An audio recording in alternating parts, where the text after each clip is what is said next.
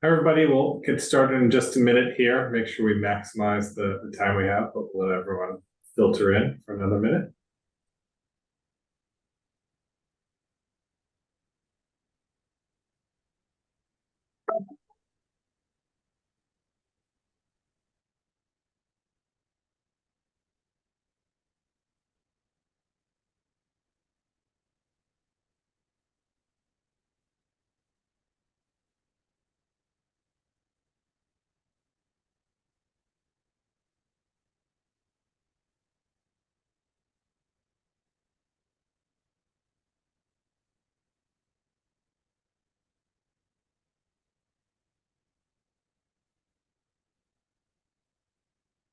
Hi, all. I'm Ben Schutzman. I'll be your host today for this Uber webinar. And for a quick introduction from me, I was the former Chief of Paratransit Services at the MBTA and currently run operations for an electric fleet startup out of the Boston area, and really excited to be able to moderate the upcoming panel that we have.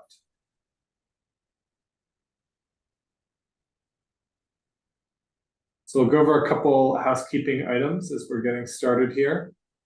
So first and foremost, this is designed to be a really valuable educational opportunity for you all to make sure that you have the best opportunity. We've got a great set of panelists today, and we'll be collecting questions from you throughout the entire presentation using the Q&A feature that's highlighted here on the screen. So make sure to submit any questions you have, and then we will be holding those until we get to the actual final part of the session for Q&A. And then in case you join a little bit late or miss anything during the presentation, this entire webinar will be recorded. So we will make sure to send that out to you directly to the email that you signed up with.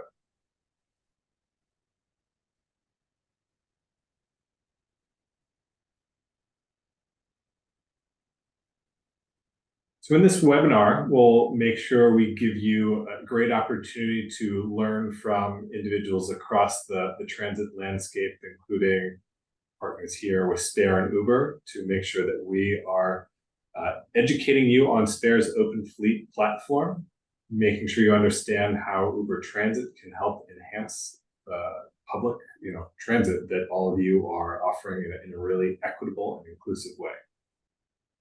We'll also learn from our transit partners and transit agencies that we have here about how they've used these exact services for their non-dedicated service, where they've used Uber and Spare for multiple years now at this point.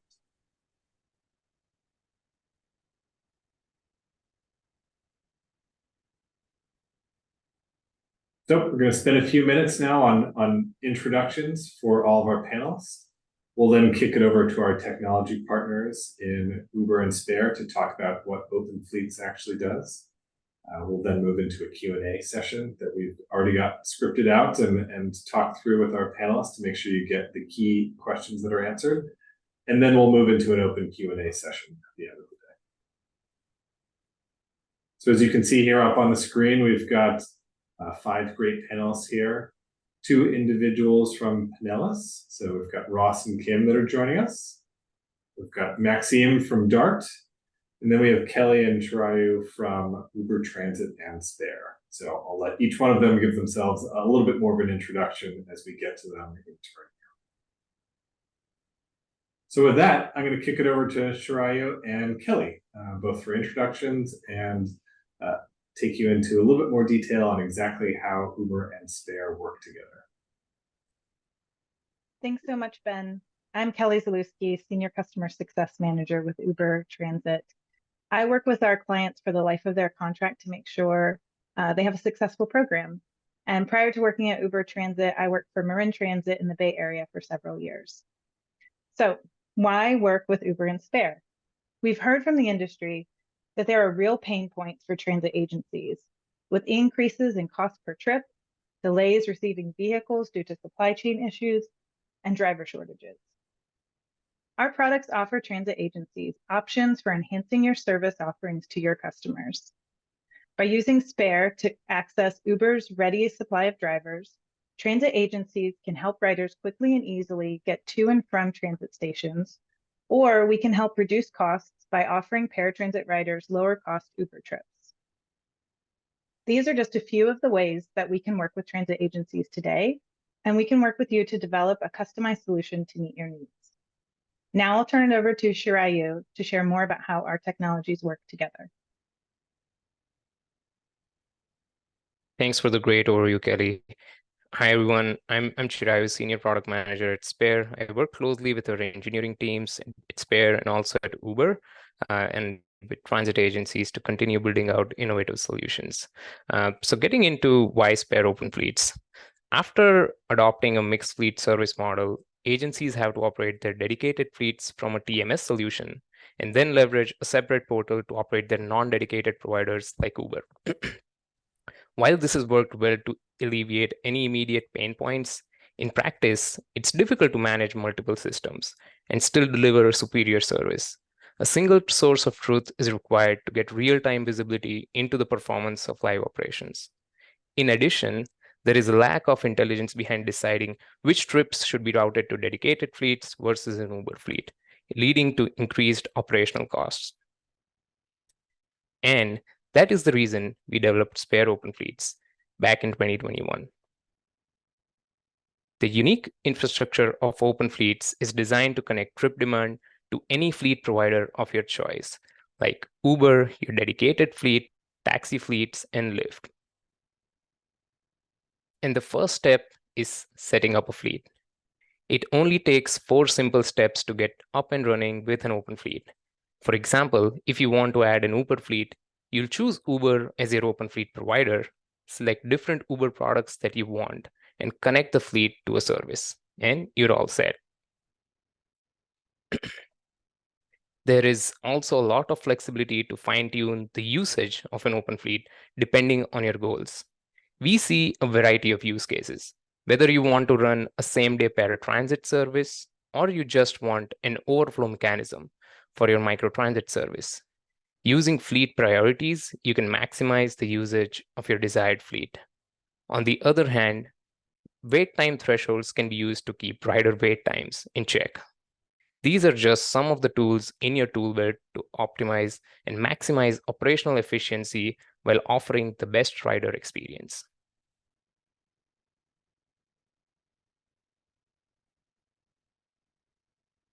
And going to next slide. Open Fleet seamlessly integrates into Spare's trip scheduling experience and supports booking on-demand and scheduled trips. We always retrieve real-time estimates for dedicated and non-dedicated fleets. The rider experience also supports having an opt-in process, both through the app or by SMS, so easily adhering to FTA regulations. The experience on the app and SMS notifications help keep the rider informed. Riders can see arrival times, what to look for when the driver arrives, and the driver name and vehicle details. Once a trip is accepted and dispatched, you can track an Uber trip along with any important information needed. This allows dispatchers to assist riders with ease if required. And I do want to share one more thing. After a trip is completed, you can now access trip reports, which also include fare details. These reports can be used for billing or budgeting purposes to avoid any surprises. And now I'll pass it back to Kelly to talk a little bit about the Spare and Uber partnership. Thanks, Chirayu. The Spare and Uber partnership together packs a punch, and there are great benefits by working together with us. For instance, we've done this a few times. Each implementation gets better and faster. And we want your feedback. Hearing from transit agencies is the best way to improve our products and the way they interact with one another. And lastly, we have a shared goal of supporting the transit industry, and our products and our teams are built to enhance your operation. Now you'll hear from DART and PSTA about how this translates into real-life projects. Thanks, Kelly. So we're going to have Ross and Kim give us a little introduction into PSTA's service model and how they've used Open Fleets in the past. And for those of you who are not familiar with Pinellas Suncoast Transit Authority, They've been really innovative from the very beginning. When I was at the MBTA early in 2016, they were one of those leaders at the same time, first partnering with TNCs to help improve their service delivery. So to start off with, Ross, I'll hand it to you. Can you give us a little bit of an overview of PSTA's services, and in particular focusing on the access and MOD programs?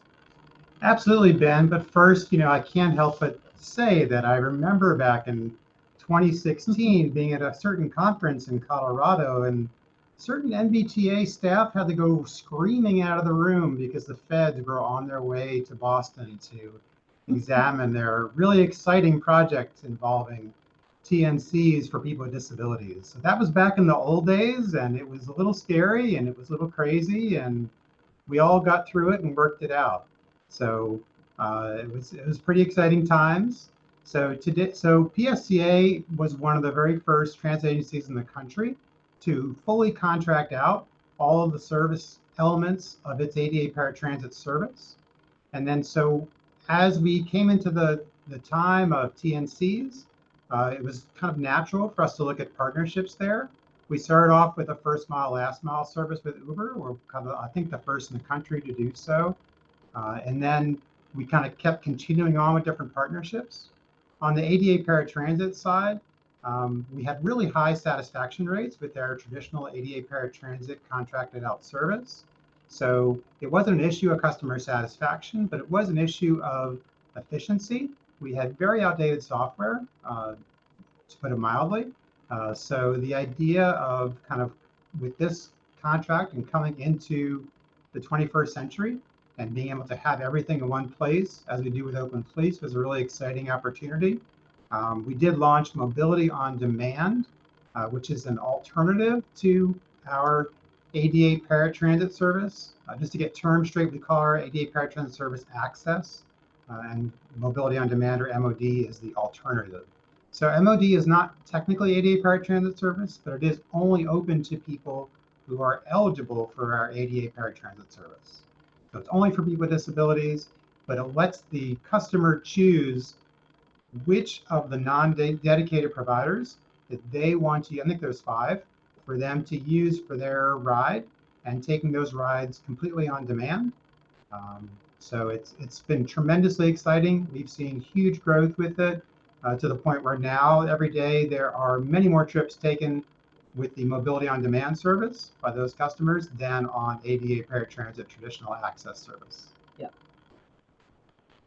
Yeah, definitely switched from the paratransit service all over to the MOD service for our trips.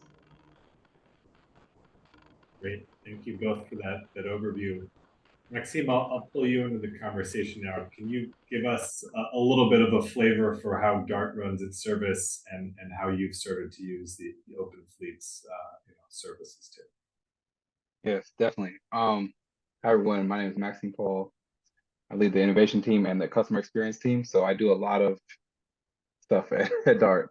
And DART GoLink is our microtransit system. And I want to really emphasize this, that we are the largest microtransit deployment in the world. Quote me on it, because I need somebody to check, because we haven't checked and figured out anybody bigger. Because we're over 300 square miles where we have microtransit service. And that involves our dedicated vehicles, but also TNCs like Uber. We provide this service in our over this whole system for over 30 zones, and we cross over 13 different cities that are part of our service area.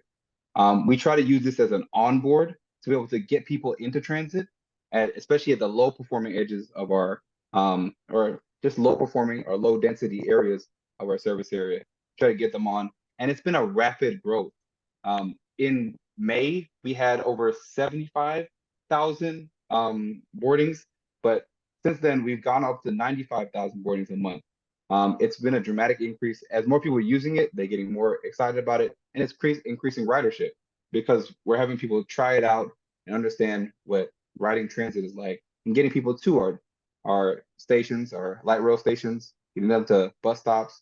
And then we're even testing out some zone to zone to see how that works well. So we wanted to really optimize our service to really reach more people. Great, thank you, Maxime. So Kim and Ross, maybe I'll turn it back to you. You know, we understood a little bit more about what your service is provided, how you provide two different services for your customers. What problem were you trying to solve for when you first introduced it? We wanted to have everything all in one place. So for us, for the Spare and Uber integration together, or to have the open fleets all in one spot, for everything, for the paratransit, for the mobility on demand, we wanted that all in one place to solve that for the riders and for the reservation agents behind the scenes. I'll also add that we, with our prior provider, where we were offering mobility on demand, we had a much more unstable platform. So many more times when the whole system would be down and unavailable. And so that's pretty frustrating for, of course, staff and customers, riders who are out there taking on-demand trips and can't demand anything because the system's not available. So we have not had any of those issues since switching over to Spare. So I think reliability is a really big improvement. Absolutely. Maxime, similar answer, different answer? What was one of the key reasons why you switched over? For us, the biggest thing is it reduced costs for us. Wait times for our riders. It reduced the kind of just the experience. It made the experience a lot better because if you think about the service area, it is actually 500 football fields worth of area that we have to cover. And we can't just do that with our small fleet of dedicated vehicles. So we wanted to really ramp that up, and it reduced the cost per trip for us a third, and then over 17% in our wait times for riders. So riders are feeling that it's more frequent now, and they're trying to ride more often. And then just wrapping that into our multi-tenant app that we use for agencies across the country, we want to make sure this is a seamless experience so that everybody sees transit as an option and a 21st century option that is really reaching their needs. Yeah, it's interesting. Both of you together hit on the internal to the agency reasons to switch, as well as external for customer benefits too. Thank you for sharing that. So we're going to take a temporary pause here. We're going to switch to a poll actually to get a little engagement about 15 minutes of the way in. So you can launch the poll for us. We're hoping, so if everyone can take 1 minute here and fill out the poll in front of you. The question is really, what problems do you hope that open fleets could solve for you? So feel free to select any of the options. You can select multiple or all of the above, and as the results are coming in, we'll tally them up real quick and get that information back to you. So everyone can right now select those questions or the responses to those questions. That would be great.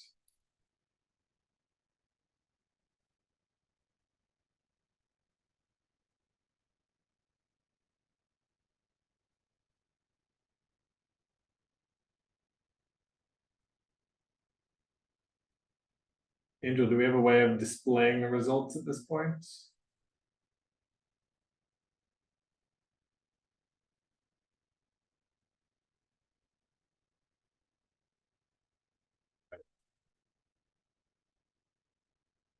So capacity, let's say the number one identified here, followed very closely behind with rider experience. So again, I think it's interesting. Clearly, costs and operational issues are the third and fourth options there, but it does tilt even further towards what Maxime was saying. If we've got to treat customers in the right way, and we've got to provide them that 21st century transit experience to get them using the system and really engaged.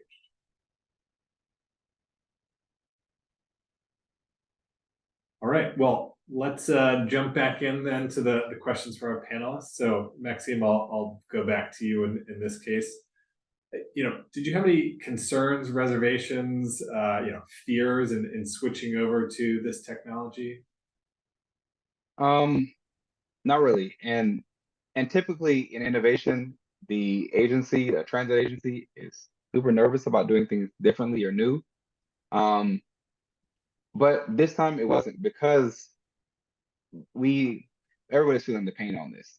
And we did a new best network where we kind of optimized and streamlined our service, reduced from 10,000 stops to 7,000, cut out some fixed route service, and then we opened up more zones. We went from 13 to 30 zones to be able to really optimize our service and get people on transit and reduce our costs. And that came with a lot of different issues, riders not knowing about GoLink or how microtransit worked, or that we would provide that. They didn't understand how it functioned in the app, or if they called in. We had to figure out all those different pieces.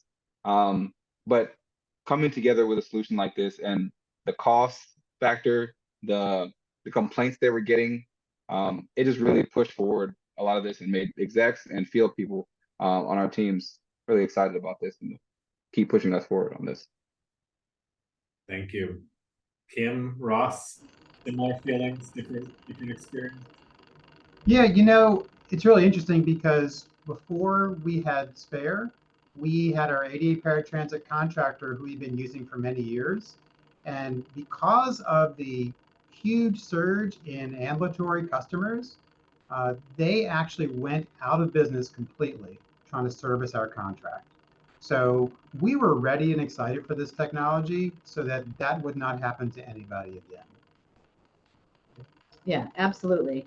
And I will reiterate what Ross said earlier of how long we have already been partnering with Uber. So with you guys, we were quite comfortable, but I will say, of course, changing anything, any software is very scary for us and the operations side, what it's going to look like. But our biggest concern was for it to go seamless for our riders. And it did. It was fantastic. Yeah, For us. Underline that experience based on my time at the MBTA. It does take a lot of work and a lot of change management, both internally, right, for reservations, schedulers, dispatchers, anyone using the software, but then also externally to make sure they understand why you're making. I can't hear you, Ben. I'm sorry. Am I the only one? Others hear me? Maxine? Oh, there you are. Okay, well, Kim, I was just recapping, but based on my experience with the team, very similar need to engage customers and internal staff too. Excellent. So we'll dive a little bit deeper into implementation, and Ross and Kim, maybe I'll stay with you here. From a paratransit perspective, when you were implementing your MOD service, what did you have to keep in mind when you were deploying? How did you think about that? What did you need to think about? Can't hear you at all, Ben.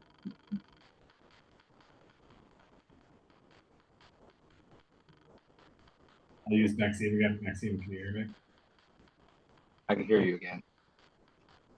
Kim and Ross may be having some. Okay. Just us. Maxine, why don't I jump to you and maybe the sound will catch up. I'll ask you kind of the next question on your side. So Maxine, maybe we'll jump ahead to more of the rider experience, that world customers, making sure that they can adopt this new technology. What did you do to take account for the customer perspective here? How did you think about designing the service and picking the right technology partners? One thing I do, it's kind of a random practice. I actually spend a lot of times in the mornings in the field. I do a lot of walking around with customers, asking them questions, just riding along with riders and just talking to them about their experience.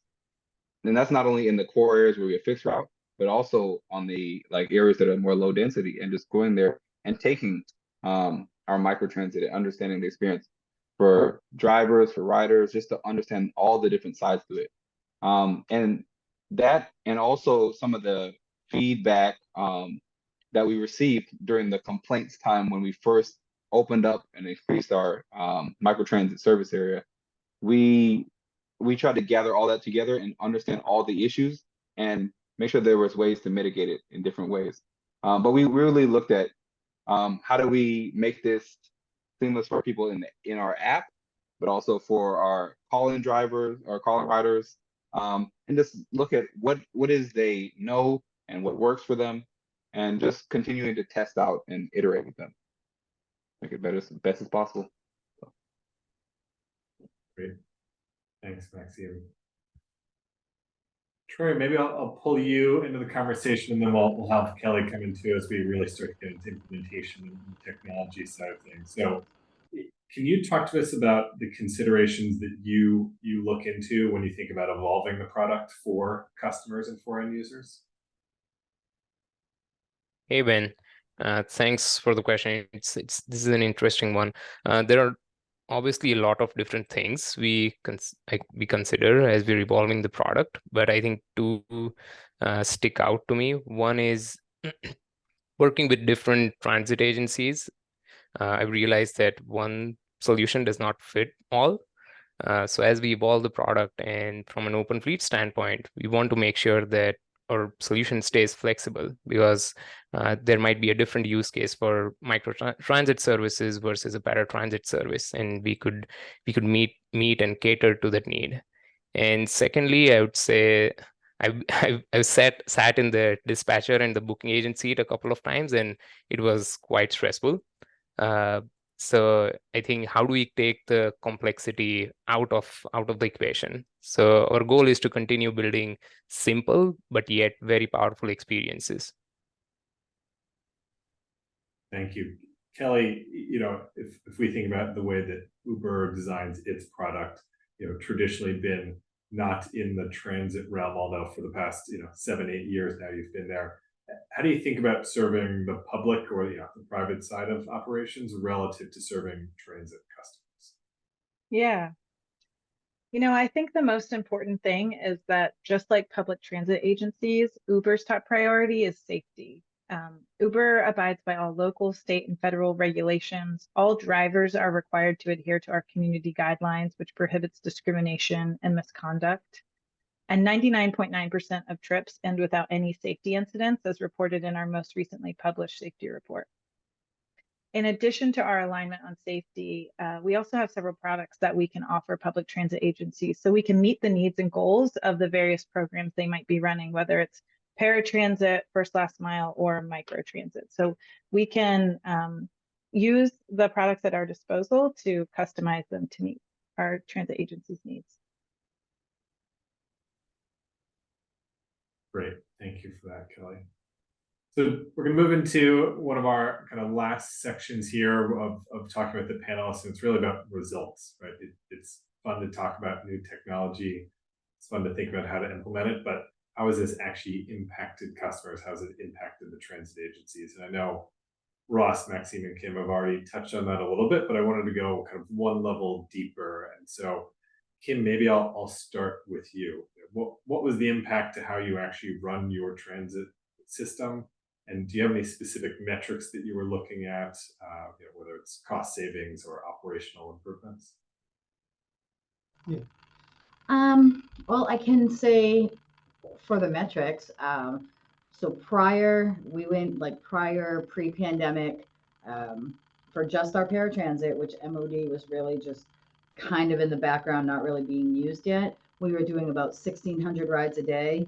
And today, for our mobility on demand, so our Uber, we are doing 1,600 rides a day on that service instead. The paratransit has gone way down, though our ridership has gone up.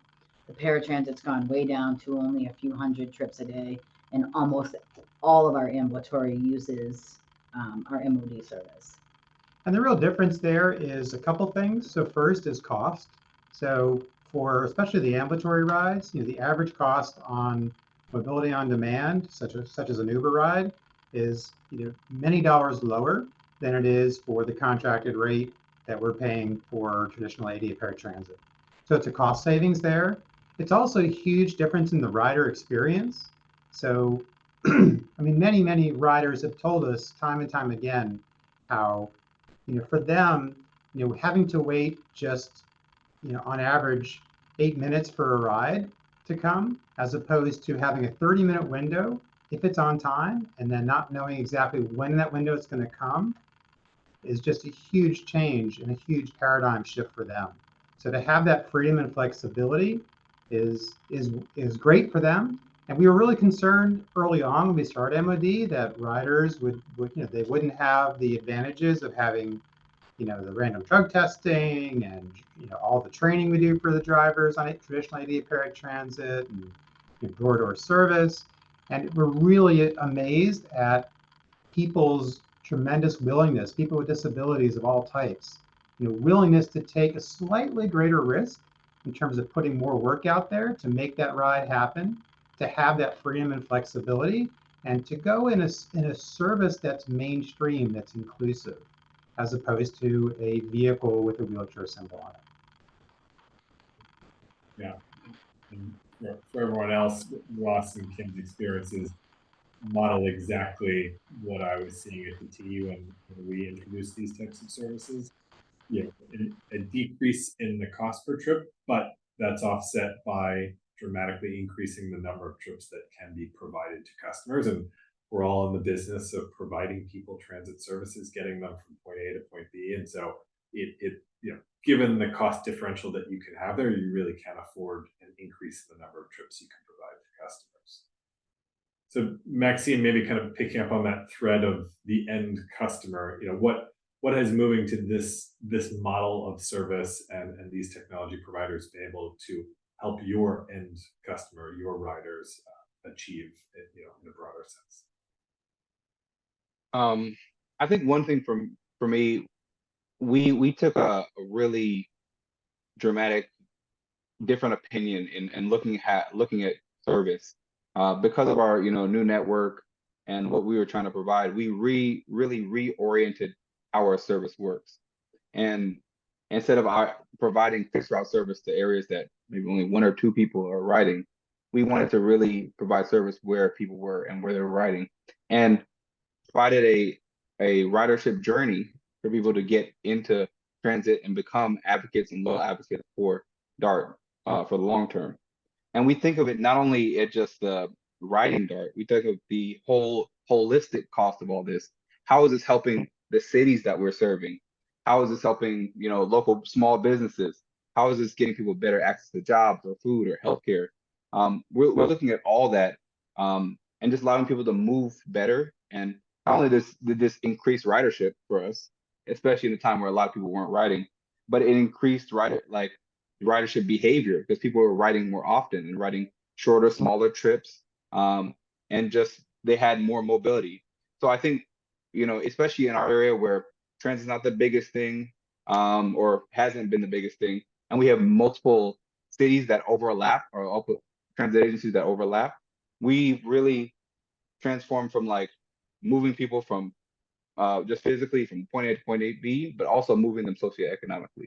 So we're just trying to create a new vision for what this looks like because it's so easy for people to move around now. Thanks, Maxime. Really good answer. So we're going to move into one final poll and then open it up for Q&A. And so I'll just remind people you can feel free to submit your Q&A questions right now, but we'll launch a poll in the intro.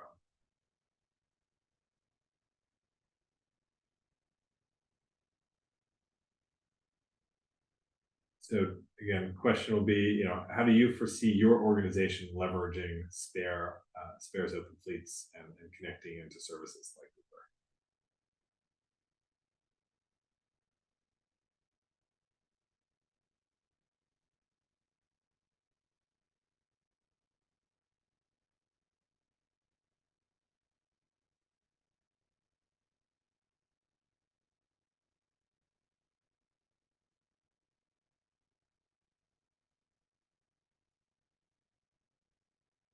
Great.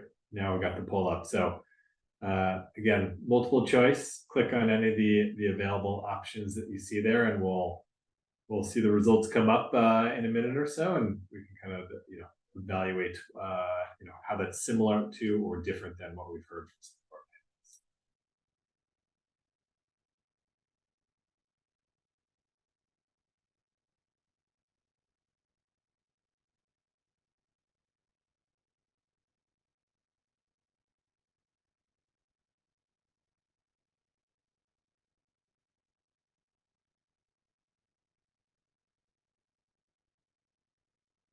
All right, maybe we can close the poll down now and see what the results were.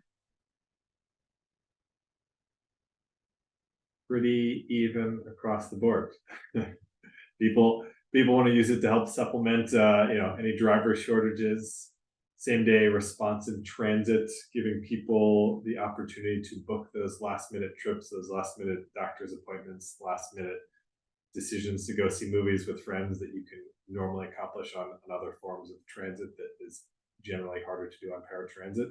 And then structuring alternate transportation programs like MOD and many others that exist throughout the US too. So interested to hear, and maybe those, kind of anyone who put other would be curious to hear about what those are. Maybe you can throw it into the Q&A section, but rather even split from what we can tell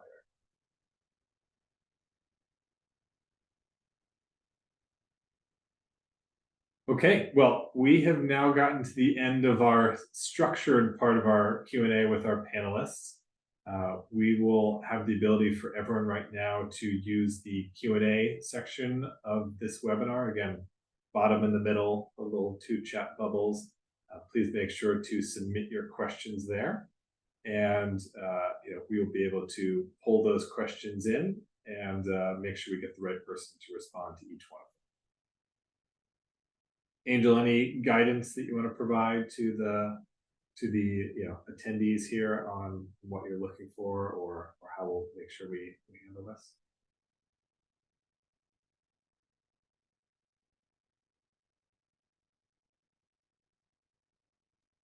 Now just go ahead and type in the question in the Q&A, and you guys should be able to answer it.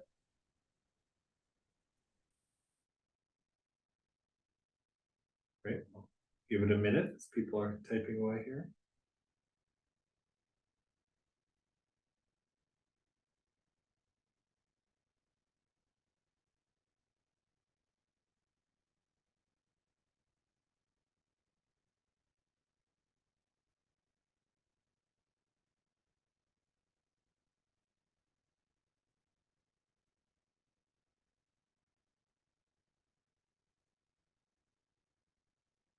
Oh, yeah. While people are typing, I wanted to just add one thing in here real quick. I know a lot of people have concerns about kind of how to count this for NTD and all that fun stuff. And something we're super excited about at PSTA is having the Uber Share available through various services that we're offering to the public. And the idea that we'd be able to count that towards NTD in the future. So we're really excited about that possibility.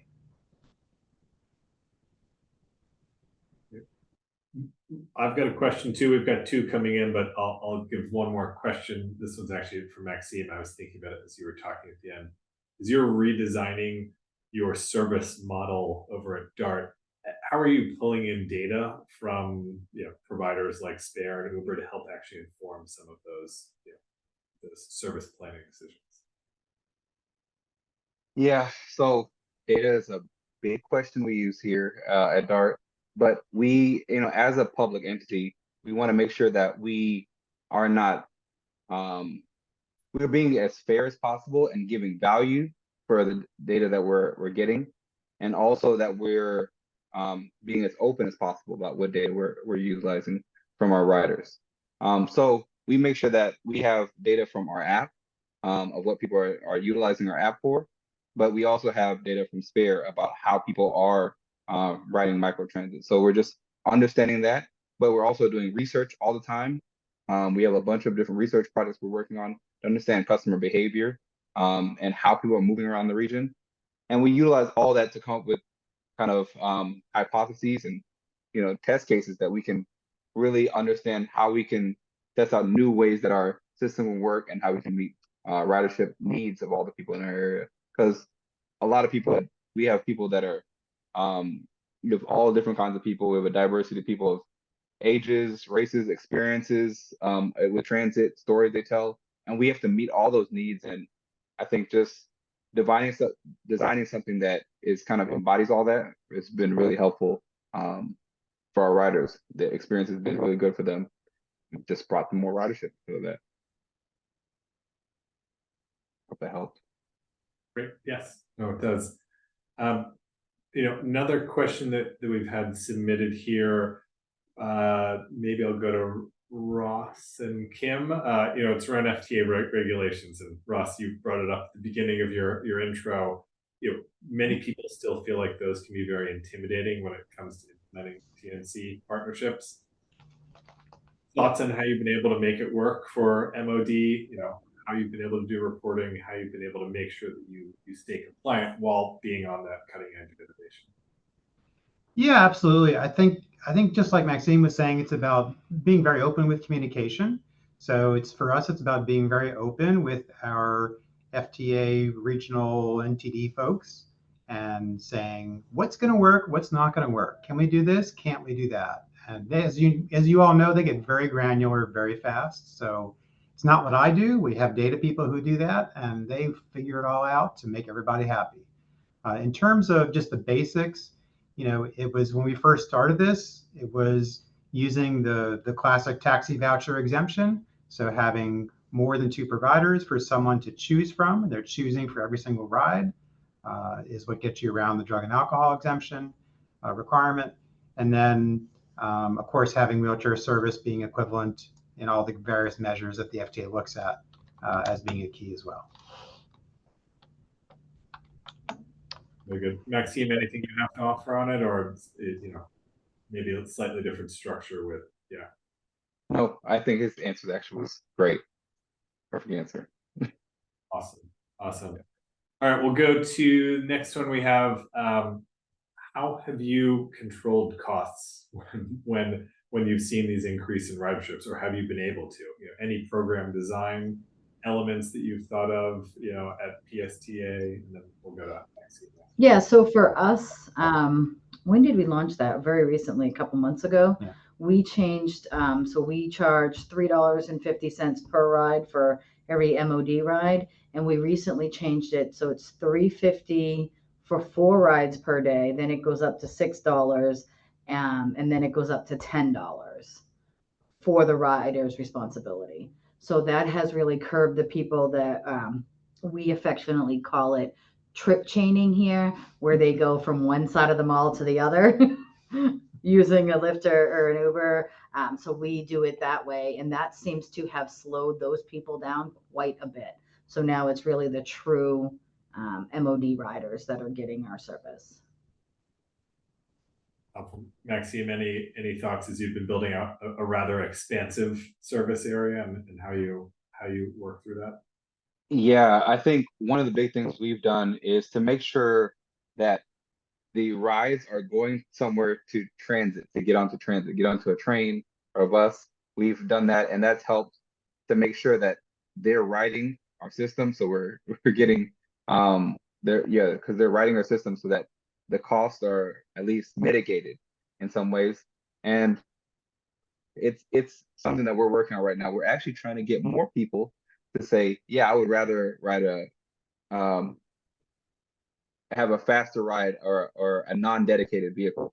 We're trying to make sure that people use that, because that will reduce our cost dramatically.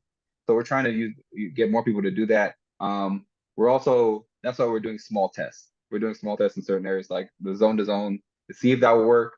But this has been designed in a way that it makes sure that our costs that we're using for this are in line with the cost that we're using to provide fixed route service.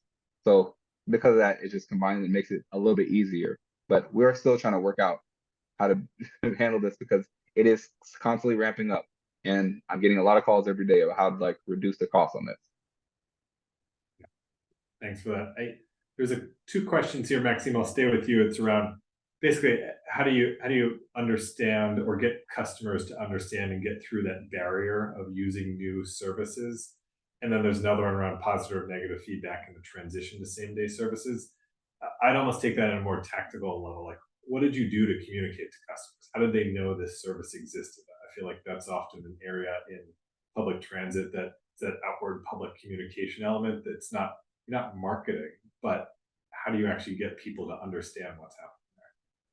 So I come from social impact innovation, and one thing I always use is public education.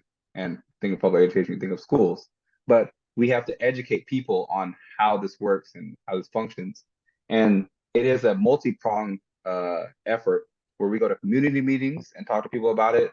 We offer information online, we have webinars, and in a lot of places that we remove fixed route, we just change the sign. We didn't just remove the sign and pull the stake out the ground. We changed the sign to say, you now have GoLink in your area, get faster rides and your own private ride in our area.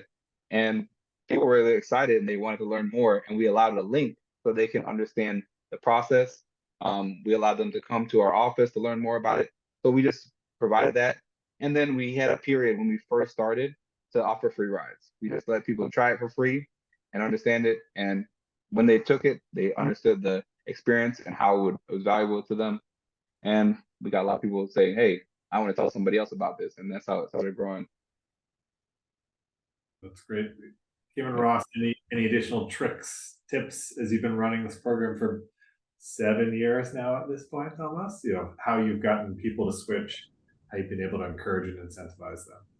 I mean, word of mouth is so powerful. So people just talk to each other, and if they have a positive experience, they tell each other, and it just spreads like wildfire. That's really what's done it.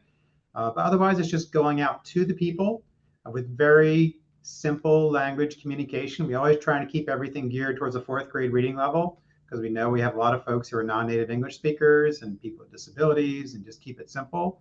So we love palm cards, simple, double-sided images, maps, and just hand them out to people who are using the old service and show them the benefits of the new. Thank you. Got a couple of good technical questions in here that I'll move over to Chirayu for. Someone's asking a question around visibility into individual trips if something goes wrong. You know, if a rider leaves something behind, it's clear how you recover those items if it's a dedicated fleet. But when you move towards integrating with companies like Uber, how do you make sure that you can actually go find that information, go track down that driver, make sure you can intervene if need be? So Troy, maybe from a product standpoint, would love to hear from you, and hand things over to Ross and Kim too, if they've had any real life experiences. Thanks, Ben. It's actually a 2-part question. So the first one is visibility into trips. So you have live visibility into the Uber trips, and if anything goes wrong, you definitely have access to all the information you need from the Spare platform directly. So you don't need to go to Uber's portal. It's all still housed within Spare. And on the second one, if the riders are using the rider app, they could still submit reviews. So the reviews for even the Uber trips do come to the Spare platform. So you have access to any experiences or good or bad experiences that the riders are having. And of course, for the last one, whether if something is left behind or if you need further support, then you could reach out to individual providers like Uber. They have a full-fledged support process, and they could take care and create tickets and communicate with the drivers. Hope that answers the question. Yeah, no, it does. Ross, Kim, any real life experiences where you've had to use those exact tools? Absolutely. I will say Uber Central is our best friend. We go on there, we can find the trip right away. It's very easy. We click on it, we click support, we type in rider left glasses, rider lost their phone, and somebody generally answers fairly quickly. Awesome. Great. And of course, we do tell the rider when they call in right away, if they have downloaded the Uber app, they can go in and do it themselves. They don't even need us. Good rider empowerment there. All right, next one, actually back to you, Kim and Ross. Can you explain the method used to collect fares for your MOD program? Absolutely. We do it all. It's all credit card for all of our MOD services. So we have credit or debit. We have it set up right in Spare. We can click right on it, and they send out a anonymous call. The rider puts in their information for their credit or debit card. We save it in the back of the house. Nobody can see that information. And we just click right on it, easy as pie. And there it comes, Spare gives us a great report at the end of the month of who used the credit card and who used cash. So we can see all of that in our reporting at the end of the month to see what we collected for cash, what we collected in credit. It's also interesting, the prior software we used, people would put a certain amount of money into an account. So I'm going to put $50 in and charge my rides. We had a lot more issues of disputes over costs with that system because people think, oh, I put so much money in, I must have so much left. Why you tell me I only have $5 left? Whereas with this system, it's charging ride by ride. So it's a lot less disputes going on from a financial perspective. Great. Thank you both there. We have another question here around actually paratransit programs. Many times people have used taxis in the past, and oftentimes there's been concerns around lack of training or courtesy to individuals with special needs. And this question is basically how does Uber work with their drivers, or what systems or tools do they put in place to ensure the courtesy or sensitivity of those drivers to be used for individuals with special needs? Thanks, Ben. So I think there's a lot of layers to it. So starting off, when drivers are onboarded, they do have to agree to our community guidelines, as I mentioned earlier in the webinar. And then quarterly, they're sent reminders about their requirements around sensitivity, particularly being required to transport individuals who are traveling with a service animal. So we recognize that if we're going to be serving the whole population, we need to make sure that we are an accessible service. There's also, as Kim and Ross mentioned, a lot of tools for getting support and providing feedback should there be any problems on a trip. So whether the rider can do that themselves via the app or through their call center support. And then we have specialized teams within Uber so that, again, if there are any sensitive issues, the right teams are thoroughly investigating those and then taking appropriate action. Thank you. And I'll actually give you a quick follow-up there too, because another one just came in. How do visually impaired clients contact Uber? Yeah, so our app is compatible with screen readers and voiceover tools in Apple and Android device. But I'm an Apple user, sorry. So we do make sure that the app itself is accessible as well. Great, thank you. One next question we have: has anyone implemented this technology in a union environment? I see Ross shaking his head. They don't have a union environment. Maxime, not sure what the DART structure is. If not, I can also answer the question separately too. Not necessarily. We do have contracted for our dedicated, but they're not a union. And yeah, I think it's been fine because they're allotted a certain amount of rides, a minimum amount of rides. But we've been so over capacity that they always get their rides so far. But we've had to think about that as well. It's just, is the vendor going to be upset, frustrated about getting less rides because of this excess capacity that Uber provides? Yeah, Maxime, I think that's a good way to take it. Union or non-union, if someone else has a contract to give dedicated trips, how does it impact them? With the T, we had dedicated providers that had union drivers, but again, there were more than enough trips to go around relative to the drivers that were available, and so we didn't run into issues there. This question probably to Shirayu, maybe to Kelly too. Are there any ways to integrate this with other platforms like e-bikes, scooters, other ways of kind of having a more holistic view on your transit services that you're providing to a community? Thanks, Ben. From an integration and open fleet standpoint, if you have a provider which provides these services, we would take a look at the provider, but yeah, it's definitely possible using open fleets. And I'll pass it to Kelly if you want to add any other comments. No, we don't have any micro-mobility projects under the Uber Transit team, but a very interesting problem for us to look at. Troy, I'll stay with you. There was one question we have here around any negative feedback from the taxi industry. It was kind of a question more focused on only integrating with Uber and Lyft. But as I understand open fleets, you can probably expound on better. You do have direct integrations with taxi providers too, correct? That is correct. So we do integrate with TNC providers such as Uber and Lyft, but we also integrate directly with taxi platforms such as MTI and iCabby, just to name some. And as we integrate with them, we get access to all the taxi fleets that use that taxi platform to maintain and for their dispatch platform. So you could connect trip demand to any local taxi fleets. Yeah, Ross, I see you put your hand up. I believe you all use that too. So any additional comments or experience you've had there? Yeah, just to let you know that we've for decades partnered with our local taxi company, the largest one in town. They're part of the Open Fleets selection.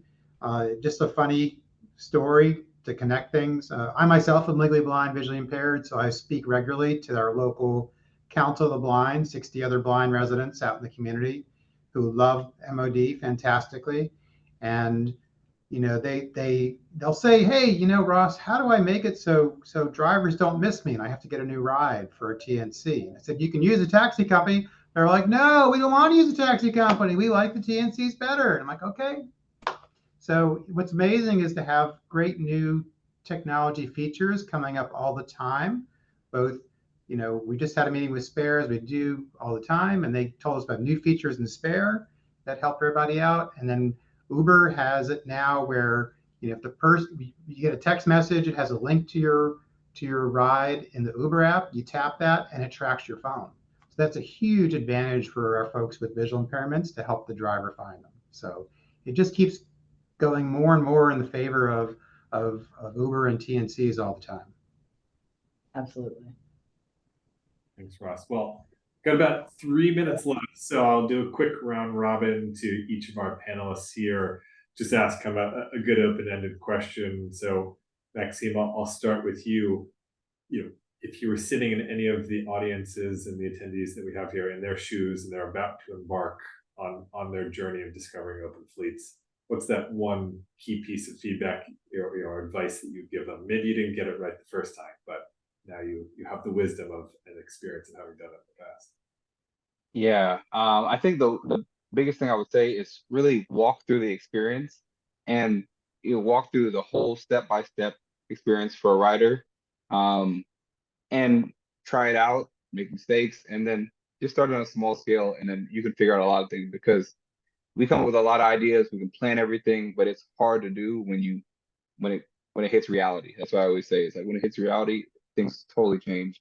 I know one of the biggest things is, how do you design this so that it increases transit usage and not just makes people like ride elsewhere, you know?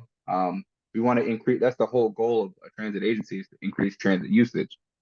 So how do you design that kind of behavior? And that's why I do a lot of behavioral science to really understand that, make sure that's happening. Thanks. Kim, parting thoughts and words on how you actually make it work? How do we follow that up? I mean, you said everything. No, he's right though. All the ideas that you have written down on a piece of paper and how you think it's gonna work, you know, step by step, then you start doing it and reality hits and you're like, oh, you need to do step 7 before you can do step 2. And then you figure it out from there. It's really just figuring it out step by step.